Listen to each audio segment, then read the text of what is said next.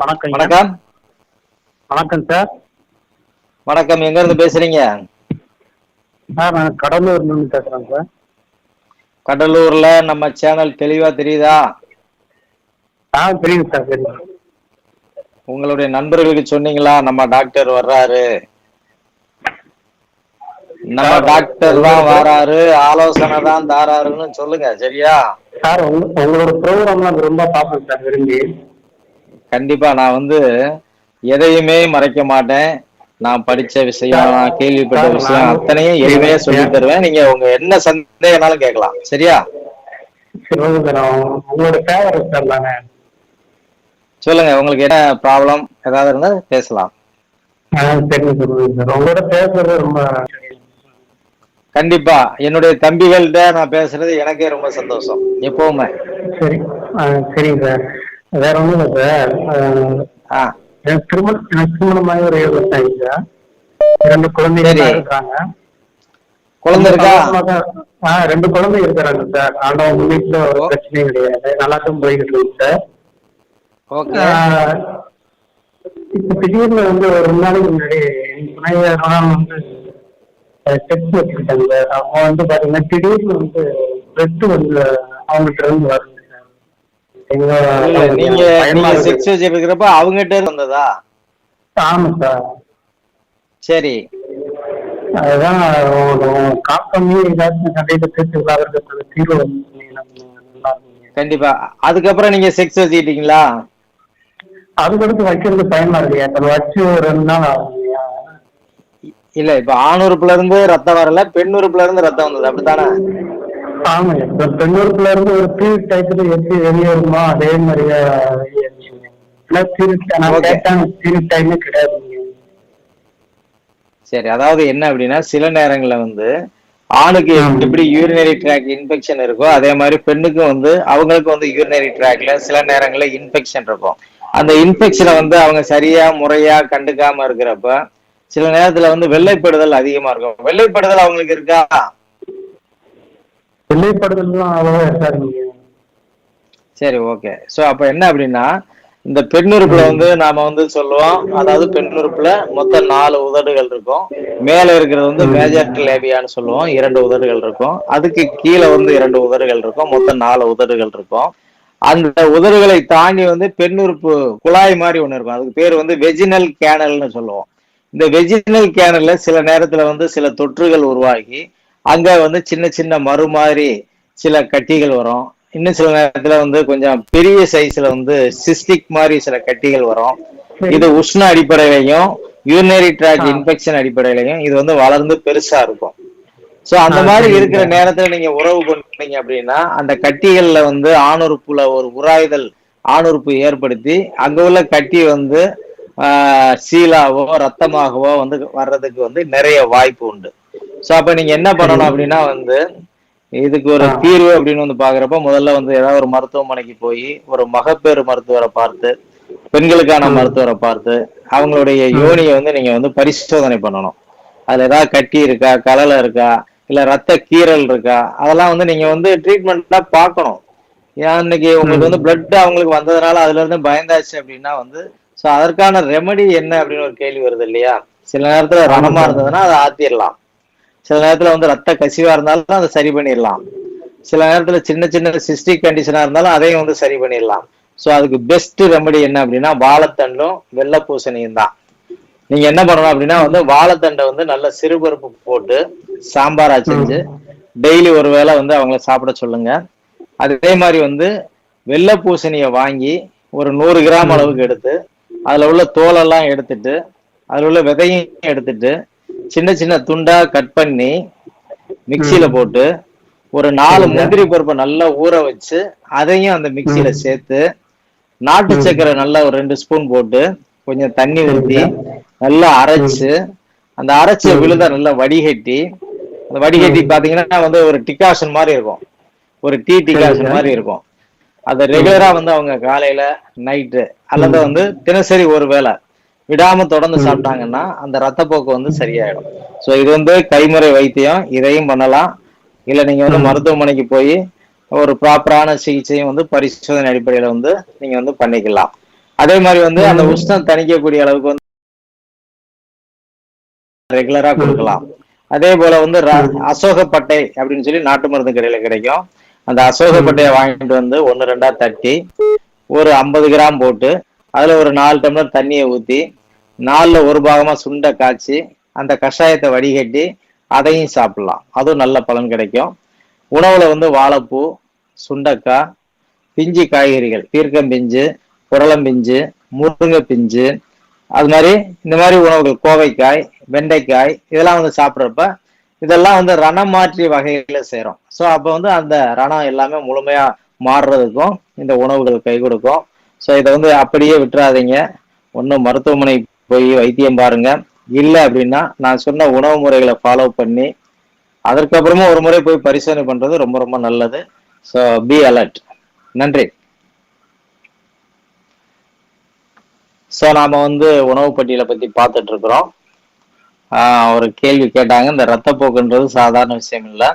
செக்ஸ்ல ஈடுபடுறப்ப ஆணுக்கு ஆணுறுப்புல இருந்து ரத்தம் வந்தாலோ பெண்ணுக்கு பெண்ணுறுப்புல இருந்து ரத்தம் வந்தாலோ அதற்கான மருத்துவ முறைகளை நவீன மருத்துவமாக இருந்தாலும் சரி, மற்ற மாற்று மருத்துவமாக இருந்தாலும் சரி, உடனே மேற்கொள்வது நலம் பயக்கும். அடுத்து நாம உணவு பட்டியலை பத்தி பேசிட்டு இருக்கிறோம். பூண்டு கஞ்சி, அது கூடவே வந்து கொஞ்சம் மொச்சக்கொட்டையும் வந்து அவிச்சு சாப்பிட சொல்லியிருக்கிறேன். சக்கரவள்ளி கிழங்குன்னு ஒரு கிழங்கு இருக்கு. அந்த சக்கரவள்ளி கிழங்கு என்ன பண்ணணும் அப்படின்னா வந்து நீங்க ஒரு 100 கிராம் அளவுக்கு அவிச்சு அதையும் சாப்பிடணும். அப்ப காலை உணவா மாதிரி உணவு பட்டியல்ல முதல் 10 நாளுக்கு பூண்டு கஞ்சி, மொச்சைக்கொட்டை, சக்கரவள்ளி கிழங்கு தொடர்ந்து 10 நாள் சாப்பிடக்கூடிய தம்பிகளின் தம்பிகளுக்கு தரமான விரைப்பு கிடைக்கும் என்பதில் எவ்வித ஐயமும் இல்லை. இதை நீங்க வந்து ஃபாலோ பண்ணலாம். அடுத்து வந்து எள்ளு சாதம். இந்த எள்ளு சாதம் வந்து பாத்தீங்கன்னா வந்து ஆண்மைக்கு மிக மிக ரொம்ப நல்லது. இளைச்சவனுக்கு எள்ளு, கொளுத்தவனுக்கு கொள்ளு அப்படின்னு சொல்லி ஒரு பழமொழி உண்டு. யாரு வந்து ரொம்ப வலிமை குறைவா இருக்காங்களோ, யாரு ரொம்ப பலகீனமா இருக்கிறாங்களோ, யாருக்கு கைகால் வலி, உடம்பு வலி, அசதி, சோர்வு, கழுத்து வலி வருதோ, யாரெல்லாம் வந்து வேலைக்கு போக மாட்டேன்னு சொல்லி சப்ப கட்டுறாங்களோ அவங்களுக்கெல்லாம் வந்து இந்த எள்ளு ரொம்ப ரொம்ப நல்லது. இந்த எள்ளை என்ன பண்ணணும் அப்படின்னா வந்து நைட்டு வந்து நல்ல ஒரு 2 ஸ்பூன் எடுத்து தண்ணியில ஊற வச்சிடணும். இந்த ஊற வச்ச எள்ளை காலையில லேசா தண்ணி ஊற்றி அதை அரைச்சிங்கன்னா எள்ளு பால் மாதிரி வந்துடும். ஒரு காலர் வந்திருக்காங்க, பேசுவோம். வணக்கம் சார். வணக்கம் சார். வணக்கம். வணக்கம். எங்க இருந்து பேசுறீங்க? என் பேர் சரவணன் சார். சரவணன் சார். சரவணன், சொல்லுங்க சரவணன். சார் எனக்கு வயசு 28 சார். வயசு என்ன ஆகுது? 38ஆ? 28 சார். 28. சரி. ஆமாங்க சார். இந்த மாதிரி நான் என்னோட கேர்ள் ஃப்ரெண்டு கூப்பிட்டு போயிருந்தேன். ஃபர்ஸ்ட் டைம் இந்த மாதிரி பண்ணும்போது எனக்கு ஒரு மாதிரி சுருங்கி உள்ள போகும்போது சுருங்கி சின்னதா ஒரு மாதிரி. அதாவது கேர்ள் ஃப்ரெண்ட கல்யாணம் பண்ணாம செக்ஸ் பண்ணும் பொழுது பெருசா இருந்த ஆணூறு சிறுசா போச்சு, அப்படித்தானே? சின்னதாயிடுச்சு சார். உள்ள போகும்போது சின்னதாயிடுச்சு. யாராவது செய்வன பண்ணிட்டாங்களா? அதெல்லாம் இல்ல சார். எப்பவுமே ஒண்ணும் இல்ல தம்பி, நான் சும்மா சொல்றேன். அதாவது லைசன்ஸ் எடுத்து வண்டி ஓட்டுறதுக்கும் அடுத்த வண்டியை வாங்கி ஓட்டுறதுக்கும் வித்தியாசம் இருக்கு. ஏன்னா வந்து உங்களுடைய அதாவது திருமணம் பண்ணி செக்ஸ் பண்றதுக்கும் திருமணம் பண்ணாம தன்னுடைய கேர்ள் ஃப்ரெண்டா இருந்தாலும் செக்ஸ் பண்றதுக்கும் வித்தியாசம் இருக்கு. இப்ப நீங்க வந்து திருமணம் பண்ணிருக்கீங்க, உங்க வீட்லயே நீங்க செக்ஸ் பண்ணலாம். உங்க கேர்ள் ஃப்ரெண்ட வந்து நீங்க எங்க வச்சு செக்ஸ் பண்ணீங்க? இல்ல சார், என்கேஜ்மெண்ட் ஆன பொண்ணு தான் சார். ஓகே. இருந்தாலும் அப்பா வந்துருவாங்க, அம்மா வந்துருவாங்க, யாராவது பாத்துருவாங்கன்னு சொல்லி ஒரு பயம் இருக்கும் மனசுல. முழுமையான ஒரு பாதுகாப்பு உணர்வோட செக்ஸ் பண்றப்ப மட்டும்தான் வந்து ஆணுறுப்பு வந்து நல்ல விரைப்பு நிலையில இருக்கும். ஒரு பயத்திலையும் பதட்டத்திலையும் சந்தர்ப்ப காரணிகளால வந்து ஏற்படக்கூடிய செக்ஸ் என்கேஜ் பண்ண பொண்ணா இருந்தாலும் சில நேரத்துல ஆணுக்கு விரைப்புத்தன்மை குறைஞ்சு போகும். எனக்கு நிறைய பேர் வந்து கவுன்சிலிங் வருவாங்க. கணவன் மனைவியா ஆகுறதுக்கு முன்னாடியும் கவுன்சிலிங் வர்றவங்கள நான் பார்த்திருக்கிறேன். டாக்டர் எங்களுக்குள்ள என்கேஜ்மெண்ட் ஆயிடுச்சு, நானும் அவரும் ஒரு முறை செக்ஸுக்கு ட்ரை பண்ணோம், ட்ரை பண்றப்போ அவருக்கு வந்து ஆணுறுப்பு சுருங்கிருச்சு டாக்டர், நான் இவரை கல்யாணம் பண்ணிக்கலாமா வேண்டாமான்னு சொல்லி சில கேள்வி வரும். அதனால வந்து முதல் கோணல் முற்றும் கோணலா மாறிடக்கூடாது. அதனால அவசரப்படாம எப்ப வந்து நீங்க பாதுகாப்பா உணர்றீங்களோ அப்ப செக்ஸ் பண்றதுதான் வந்து நல்லது.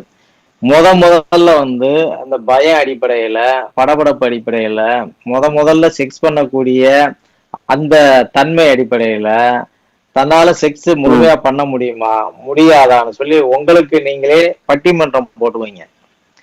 அந்த பட்டிமன்றத்துல சரியான நடுவரா இருந்து உங்களால தீர்ப்பு சொல்ல முடியாம உங்களுடைய விரைப்புத்தன்மை வந்து செக்ஸ்ல ஈடுபட ஆரம்பிச்சோன்னே சுருங்கிடலாம்.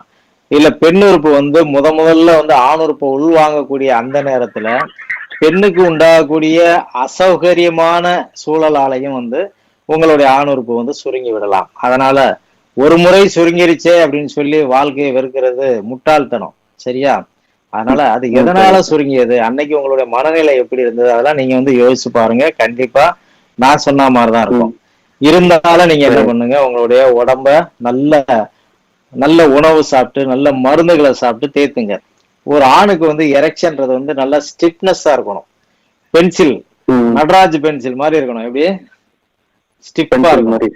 அந்த பென்சிலை வந்து கரெக்டா வந்து பெண்ணுறுப்புல செலுத்தக்கூடிய அளவுக்கு வளையாம நெளியாம சுருளாம பார்த்து செலுத்தணும். அந்த அளவுக்கு மனசுல நல்ல திடம் இருக்கணும். உடம்புல இருக்கிற எல்லா நரம்புகளும் வந்து ஒழுங்கா இருக்கணும். அப்ப என்ன பண்ணணும்னா நல்ல உணவுகளை நீங்க சாப்பிடணும். ரெகுலரா வந்துட்டு நீங்க வந்து மாதுளம்பழம், ஆப்பிள், செவ்வாழை, கொய்யா, இந்த மாதிரி அத்திப்பழம், பேரிச்சம்பழம், பாதாம், முந்திரி, இந்த மாதிரி பழங்களை உலர்பருப்புகளை விடாம தொடர்ந்து சாப்பிட்டு உடம்புல நல்லா வலு ஏத்திக்கணும். இந்த உடம்புல இருக்கிற வலு அடிப்படையில தான் மனசுல வலு இருக்கும். ஒரு ஆண் வந்து செக்ஸ் டிரைவ் பண்றது அப்படின்றது வந்து ஒரு ஆணால தான் பண்ண முடியும். ஒரு பெண் வந்து ரிசீவர் மட்டும்தான். நீங்க தான் வந்து கிவர். நீங்க கொடுக்கணும், அவங்க வாங்கணும். நீங்க கொடுக்கணும், அவங்க வாங்கணும். நீங்க கொடுத்து எடுக்கணும். இதுதான் வந்து செக்ஸ். சரியா? அதனால பதட்டப்படாதீங்க. உடம்ப தேத்துங்க, மனசை தேத்துங்க, கல்யாணம் பண்ணுங்க, நல்ல உணவு. சாந்தி முகூர்த்தத்துக்கு கூட ஒரு 10 நாள் கழிச்சு சாந்தி முகூர்த்தத்தை வந்து பிக்ஸ் பண்ணுங்க. அந்த காலத்துல எல்லாம் அப்படிதான் பண்ணுவாங்க. கல்யாணம் ஆன அன்னைக்கே வந்து செக்ஸ் யாராலையும் பண்ண முடியாது தம்பி. 90% பேருக்கு கல்யாணத்தன்னைக்கு நடக்கக்கூடிய ஃபர்ஸ்ட் நைட் வந்து ஃபெயிலியரா தான் ஆகும். இத வந்து மணமக்களும் புரிஞ்சுக்கணும். சரியா? ஏன் அப்படின்னா, நீங்க கல்யாணத்துக்காக ரொம்ப அலைஞ்சிருப்பீங்க, இல்ல கல்யாணத்துக்காக கடை வாங்கியிருப்பீங்க, கல்யாணத்துக்காக வந்து கடுமையான உழைப்பை போட்டிருப்பீங்க, பல 1000 கிலோமீட்டர் போய் போய் போய் வந்து பத்திரிக்கை கொடுத்துருப்பீங்க.